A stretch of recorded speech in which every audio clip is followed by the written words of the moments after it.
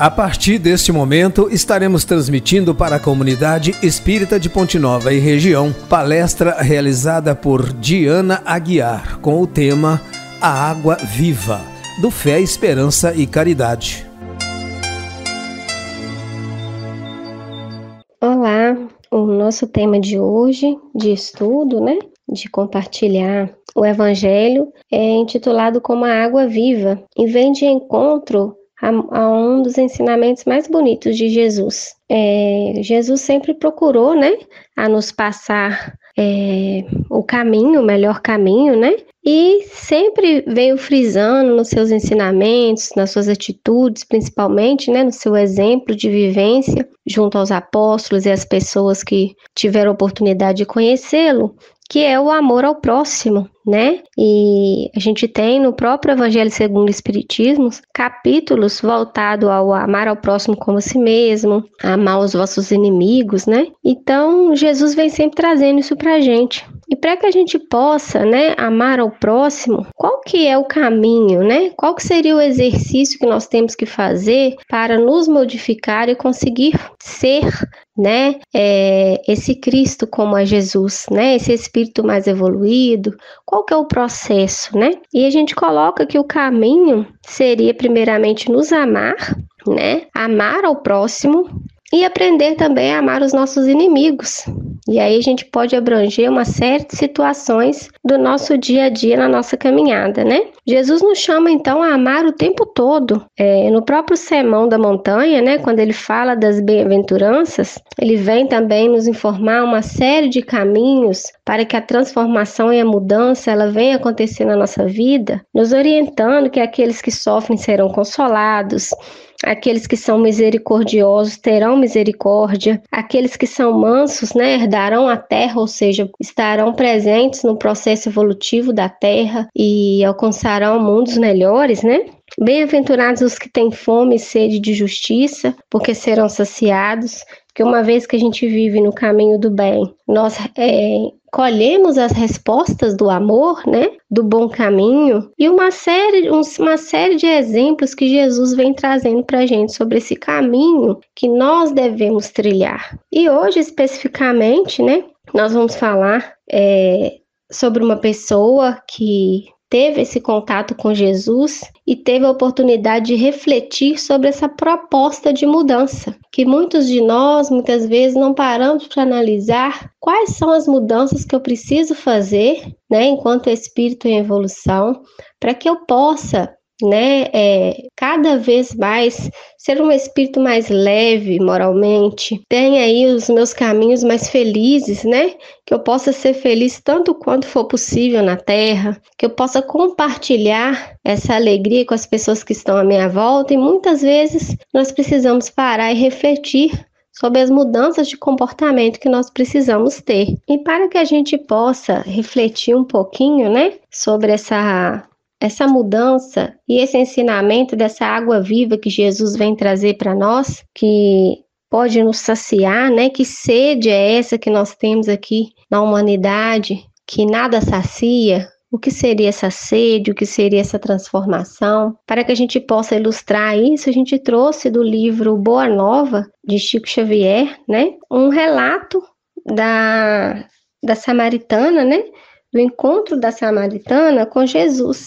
Então narra Humberto de Campos que, descendo Jesus de Jerusalém para Cafarnaum, seguido de alguns dos seus discípulos, nas suas habituais jornadas a pé, alcançou a samaritana, quando o crepúsculo já se fazia mais sombrio, mais no final da tarde, Felipe, André e Tiago, estando com muita fome, deixaram o mestre a repousar junto à sua pequena herdade e demandaram o lugarejo mais próximo, em busca de alimentos. O Messias, olhando em torno de si, reconheceu que se encontrava ao lado da fonte de Jacó, e envolvida nos reverbérios do sol, que ia ceder lugar às sombras da noite, que se aproximavam, uma mulher acercou-se do antigo poço e observou que o mestre lhe ia ao seu encontro, com a bela e costumeira placidez do seu semblante, e lhe pedia de beber. Como sendo tu judeu, me pedes um favor a mim, que sou samaritana? interrogou surpreendida. Jesus descansou na interlocutora o olhar tranquilo e redarguiu. Os judeus e samaritanos terão porventura necessidades diversas entre si? Bem se vê que não conhece os dons de Deus. Porquanto, se houvesse guardado os mandamentos divinos, compreenderia que eu posso te dar a água viva. Que vem a ser essa água viva? Inquiriu a samaritana impressionada. Onde as tem? Se a água aqui existente é apenas a desse poço? Acaso seria maior que o nosso pai Jacó, que nos deu desde o princípio? Mulher, a água viva é aquela que sacia toda a sede. Vem do amor infinito de Deus e santifica as criaturas. E envolvendo a samaritana no doce magnetismo de seu olhar, continuou. Esse poço de Jacó secará um dia. No leito de terra, onde agora repousa suas águas claras, a serpente pode fazer seu ninho. Não sentem a verdade de minhas afirmativas ante a tua sede de todos os dias? Não obstante, te levarei cheio o cântaro, voltarás logo mais ao poço com nova sede. Entretanto, o que beberes da água viva estarão eternamente saciados. Para esses não mais haverá necessidade material, que se renova a cada instante na vida. Perene conforto lhe refrescar o coração, através dos caminhos mais acidentados sob o sol ardente dos desertos do mundo. A mulher escutava, presa de profunda impressão, aquelas palavras que lhe cercavam ao santuário do Espírito, com a solenidade de uma nova revelação. Senhor, dai-me dessa água, exclamou interessada. Mas ouve, disse Jesus, e o mestre passou a esclarecê-la sobre fatos e circunstâncias íntimas de sua vida particular, explicando-lhe o que fazia necessário para que a sagrada emoção do amor divino lhe iluminasse a alma, afastando-a de todas as necessidades penosas da existência material. Observando que não havia segredos para Jesus, a samaritana chorou e respondeu: Senhor, agora vejo que és de fato um profeta de Deus. Meu espírito está cheio de bondade e desde muito penso na melhor maneira de purificar minha vida e santificar meus atos. Entretanto, é tal a confusão que observo em torno de mim que não sei como adorar a Deus. Os meus familiares e vizinhos afirmam que é indispensável celebrar o culto ao Todo-Poderoso nesse monte. Os judeus nos combatem e asseveram que nenhuma cerimônia terá valor fora dos muros de Jerusalém. A discórdia nessa região tem chegado ao cúmulo. Ainda há pouco tempo, um judeu feriu um dos nossos, por causa da sua opinião acerca da comida impura. Já que tenho a felicidade de ouvir as tuas palavras, ensina-me o melhor caminho. O mestre observou-a compadecido e exclamou: Tens razão, as divergências religiosas têm espantado a maior desunião entre os membros da grande família humana. Entretanto, o pastor vem ao redil para reunir as ovelhas que os lobos despertaram. Em verdade, afirmo que virá um tempo que não se adorará a Deus nem nesse monte, nem no templo suntuoso de Jerusalém, porque o Pai é Espírito e só em Espírito deve ser adorado. Por isso, venho abrir os templos no coração sincero, para que todo o culto a Deus se converta em íntima comunhão entre o homem e seu Criador. Suave silêncio se fez entre ambos, enquanto Jesus parecia sondar o invisível com seu luminoso olhar, a samaritana meditava. Então, essa passagem é muito bonita, muito profunda, né? Apesar de simples, muito profunda, né? Jesus fala com ela dessa água viva. O que seria essa água viva? Aquela que sacia toda sede, né? E ele completa, ela vem do amor infinito de Deus e santifica as criaturas. Então a água viva é o amor infinito de Deus que age nas nossas vidas. E essa sede? Que sede é essa? Né? A sede seria a sede moral da alma, do que se está cansado, né? Às vezes nós estamos já cansados de errar, nós estamos cansados de sofrer, cansados de lutar, cansados de se sentir sozinho. Muitas vezes nós estamos cheios de porquês, né? Por que aconteceu isso na minha vida? Por que comigo? Essa mulher mesmo, por que ela foi buscar água naquele horário no final do dia? Pelo julgamento das pessoas da sociedade, né? Na própria colocação de Humberto de Campos, quando ela pede essa água viva, Jesus vem falar com ela sobre as coisas da sua vida, né? Explicar para ela, e os espíritos superiores que trabalharam junto com Humberto de Campos, por exemplo, eles não colocam as particularidades dessa conversa. Por quê? Porque é de interesse apenas dela e Jesus, né? Então ela mesmo, junto com Jesus, vem analisar o que ela precisa se modificar para conseguir, né, se saciar dessa água viva do amor de Deus. O que ela precisa fazer, né? Então Jesus vem falar, né, dessa água viva. E se a gente for analisar na nossa vida, como a samaritana que parou para refletir, a gente está sempre cercado de recursos, né? Recursos materiais. E se nós tivermos a sensibilidade de perceber a espiritualidade, ela está sempre nos amparando através do nosso anjo da guarda, espíritos familiares. Só que tem um momento em que nós, seja pelas nossas dificuldades morais, materiais, pelas nossas fraquezas, nós nos deparamos com um olhar para a nossa vida, para nossas situações, e nos sentimos que os nossos recursos eles se acabaram, né? A gente entra em desespero realmente. E por que a gente sente isso? Né? Por que a gente entra em desespero? Naquele momento é como se a nossa água, né, a água do nosso poço, ele tivesse secado, né? O recurso que eu achei que resolveria todos os meus problemas me faltou. E aí eu entro em desespero. Jesus então nos fala da água viva, que nunca acaba. O que é essa água viva, como a gente comentou? É o amor de Deus, é a sua providência, é a gente conseguir compreender que Deus não nos desampara, né? É a gente começar a lembrar da centelha de Deus que existe dentro de cada um de nós. Todos nós fomos criados, fadados à perfeição. Então, apesar das dificuldades, das situações que nós vivemos, nós em um determinado momento vamos chegar, né, nesses mundos felizes, e todo esse processo nosso de dificuldade hoje, que é um aprendizado para nós, ele vai cessar. Mas enquanto isso, quando nós nos virmos nessa situação em que o nosso poço secou, é porque nós estamos bebendo da água errada, né? A água viva, como disse Jesus, que é o amor de Deus, ele jamais cessa. Então nós temos que buscar recursos nesse amor. Deus é tão perfeito, que ele fez cada um de nós instrumento para entregar essa água um na vida do outro.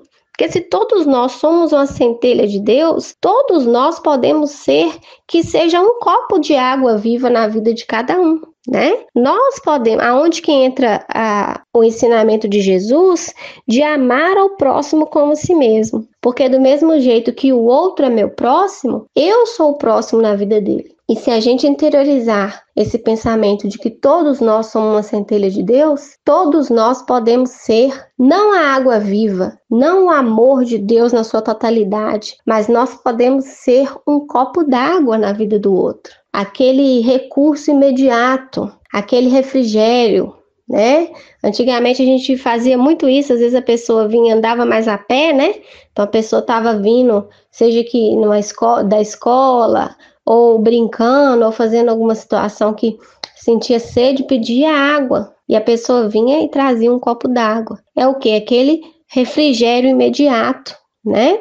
Então, nesse momento em que nós vamos vivendo na humanidade, de conflitos, de dores e sofrimento, que ainda é o momento da escola terra, né? Que ainda temos as nossas dificuldades e as nossas vivências, nós não vamos ser a água viva, o amor de Deus em sua totalidade, mas nós podemos ser uma centelha de Deus na vida de cada um, né? Eu posso ser um copo d'água na vida do outro, um amparo, um carinho, um auxílio, assim como a espiritualidade é na nossa vida, né? A gente pode fazer esse trabalho de modificação, e quanto mais eu auxilio o próximo, melhor eu me sinto, mais eu aprendo dentro dessa escola que é a Terra, né? E para finalizar, né, nós podemos sempre buscar refletir sobre esse caminho que Jesus vem nos ensinando, né? Primeiramente a nos amar, né? Nos entender, nos aceitar, nos perdoar. O auto-perdão é muito importante para que a gente possa sempre dar o próximo passo mais assertivo. Amar ao próximo, né? Dentro do que eu consigo fazer hoje. O que eu consigo fazer hoje, né? Qual que é a minha capacidade hoje de exercitar o amor e a caridade? E amar os nossos inimigos. Amar os nossos inimigos, como nos ensinou Jesus, ciente da nossa condição, não é viver de beijos e abraços com pessoas que eu não tenho afinidade, com pessoas que me causou uma dor e um sofrimento muito grande, com pessoas que eu preciso ter o cuidado para que não venha me ferir novamente, né? Mas é eu saber trabalhar com aquela situação que eu vivi e eu não desejar o mal para aquela pessoa. Não é que eu não vou ter prudência com a pessoa, com a situação, mas que eu possa sair daquela situação com algum aprendizado e sem desejar o mal, né? Seguir realmente em frente. E para que todo esse amor seja possível, se faz necessário um esforço de mudança, né?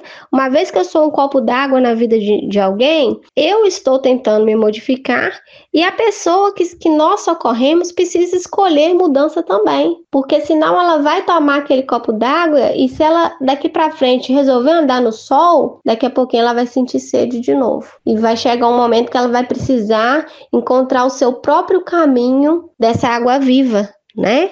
Então, qual que é a nossa proposta, né?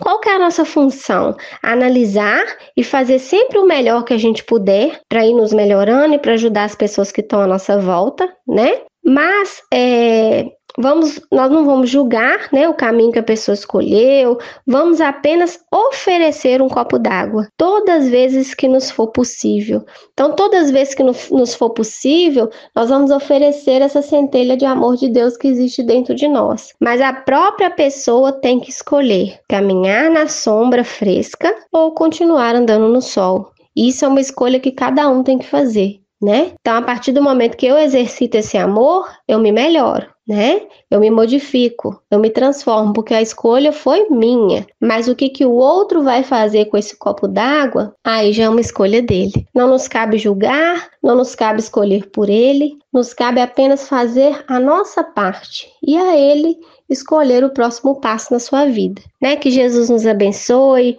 e que esse amor de Deus esteja sempre conosco, que a nossa centelha de amor de Deus, né? Ele possa estar sempre prevalecendo nas nossas ações, para que a gente possa a cada dia confraternizar de forma mais harmoniosa na terra e progredindo aos poucos dentro da nossa condição. Que Jesus nos abençoe hoje e sempre.